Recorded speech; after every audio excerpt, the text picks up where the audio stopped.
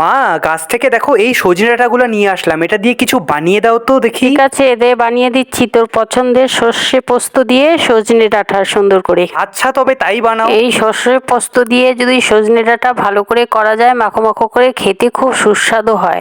আমার তো শুনেই খিদে পেয়ে গেছে, তাড়াতাড়ি বানিয়ে দাও। হ্যাঁ হ্যাঁ, বানিয়ে দিচ্ছি। এই তো সব কেটে বেছে ধুয়ে পরিষ্কার করে নিলাম, এখন শুধু রান্নাটা চাপাবো। গ্যাস জ্বালিয়ে কড়াই বসিয়ে দিলাম, দিয়ে দিলাম সর্ষের তেল। কড়াইয়ে এত তেল দিলা কেন? হ্যাঁ, এটুকু তেল তো লাগেই বাবু। কালো জিরে ফোড়ন দিয়ে দিলাম আলু।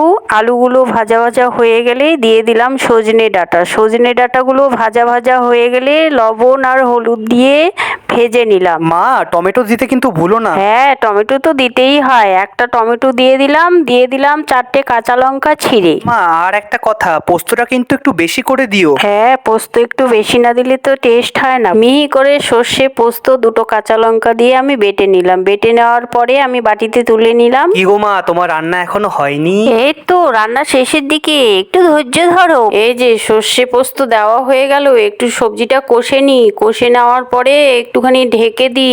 এই যে ঢাকা তুলে নেড়ে চেড়ে দিয়ে দিলাম উপর থেকে একটু চিনি ছড়িয়ে, তারপরে দিয়ে দিলাম একটু কাঁচা সর্ষের তেল। নেড়ে চেড়ে নামিয়ে নিলাম, এবার পরিবেশন করছি। গন্ধে তো আমার জিভে জল চলে আসলো। নে খেয়ে নে।